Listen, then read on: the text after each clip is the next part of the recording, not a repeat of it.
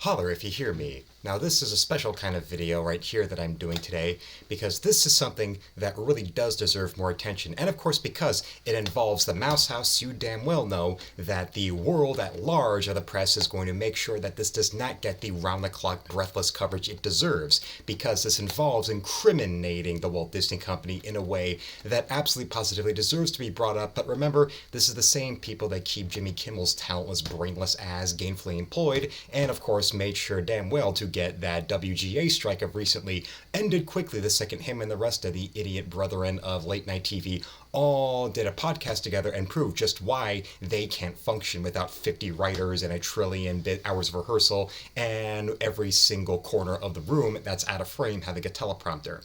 Because in this world of the showbiz world, we really are now coming across the idea of how basically the more and more we see from the likes of a Sean or a Jeffrey or a Harvey, that this is a business that seems to absolutely positively breed and thrive and celebrate in the wake of making sure that predators get absolutely positively whatever they want at any point, at any time, anywhere, all the time. And you should take a good long look at a man who has been working for Disney and Pixar and even spent some time with our friends over in the world of DreamWorks. This man, a little bit of a foofy French man by the name of Bolhem Bouchiba, a longtime veteran animator for Disney and Pixar, right now is currently awaiting his trial in Gay Paris. That's going to be happening later this month. So, well, when it comes to Happy Halloween, we might just have an actual honest-to-God predator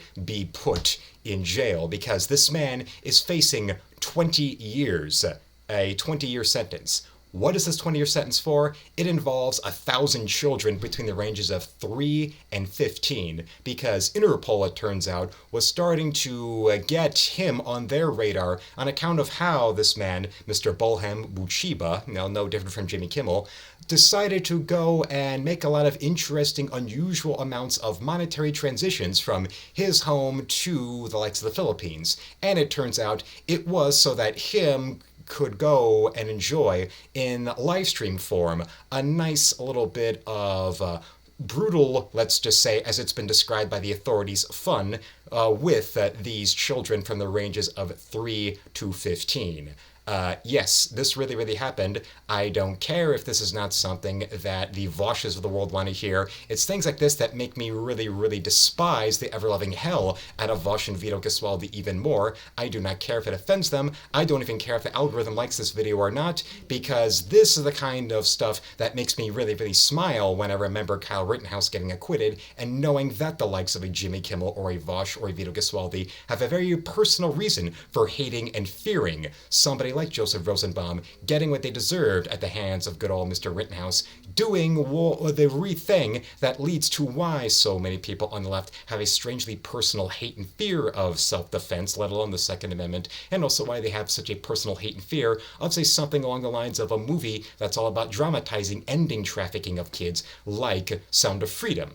And let's just say that a man like Bolhem Bouchiba, Bolhem Bouchiba, sorry, right there. Yes, unlike Jimmy Kimmel, if I'm blatantly wrong about something, I'll actually go and correct it in real time, because I'm working from the heart and mind. I'm not working from a prompter that's being fed to me by Chuck Schumer, a man who you can find nice footage of him on camera saying, oh, Harvey Weinstein is a close personal friend, in case you're wondering if the political left and the Hollywood left aren't all entirely every single person is 2 degrees away from somebody that is a avowed criminal in their behavior towards children. And don't you find it just a little strange, a little personal, that the likes of Disney, that suddenly, when it's convenient, will claim that they're nothing but a business and that they're just saying or doing whatever it is as a form of entertainment, suddenly get very political when you do anything like, say, the Parental Rights in Education bill? There's no self-incrimination about somebody hiring a man like Bouchiba, if I'm saying the name right, who also has priors. Oh yes, thanks to Le Figaro, I believe a French newspaper, This man who had been a key animator for decades at Disney. And also, don't forget about him being an animator on the likes of The Hunchback of Notre Dame, and interestingly, the lead character animator on Hades in Disney's Hercules. I'd like to remind you that Hades in that movie was voiced by James Woods, a man that Hollywood has blacklisted and tried to treat him, a man who with a documented genius level IQ, as somebody who is evil and stupid because he voted the wrong way. Coming from the same people to whom, I'd like to remind you, employed a child predator as the key animator for his character, and kept on hiring him. He also did some work on Tarzan, as well as the likes of Lilo and Stitch, and even with Pixar work like Ratatouille, as well as being an animator on the Oscar-winning Kobe Bryant short film Dear Basketball. You know about Kobe Bryant. You know about how so many people in the mainstream press lifted down those accusations against him, including the bucket load of fake tears that Jimmy Kimmel put at his publicly aired little funeral right there. And yet all of these people are perfectly okay with doing that for him. But these are the same people that I bet you'll be seeing maybe international reporting on this. But let's see the very, very compromised by the leftist agenda bullcrap, like say The Guardian or the BBC News programs in general talk about this. Let's see if there's going to be any round-the-clock CNN coverage on this. You damn well know that if this involved somebody who was outspoken as a conservative, they'll take time out of this being an election year to go and make sure that this guy got dragged through the coals and bring up his priors, as opposed to a man like this little bastard. And how you look at just how appalling this idiot on this, including his work on an animated film called Luca, and one artist on the film apparently credited him with helping him define the character's movement and appealing, an appalling amount of attention to detail on what it is he was animating. But then again, when you look at this little monster, this little bastard, this illustrious career, it doesn't matter. It does not matter. When it comes to the art from the artist, let's just say, especially when it comes to the duplicity of Hollywood, hiring people and continuing to hire people who had priors like this bastard does, and yet James Woods becomes forbidden in any kind of casting choice, you are officially demonic. You are officially worthless. You are disgusting. You are evil. And as somebody who was victimized as a child, let's just say there's a reason that the thought of Kyle Rittenhouse and what he did, whenever I'm reminded of that, always makes me smile, and the thought of disgusting men like Vosh or Jimmy Kimmel or Stephen Colbert having such a strangely personal fear of somebody like that, not only defending themselves and permanently sparing so many other children from a man like Joseph Rosenbaum, I smile and maybe even laugh at their tears. Oh.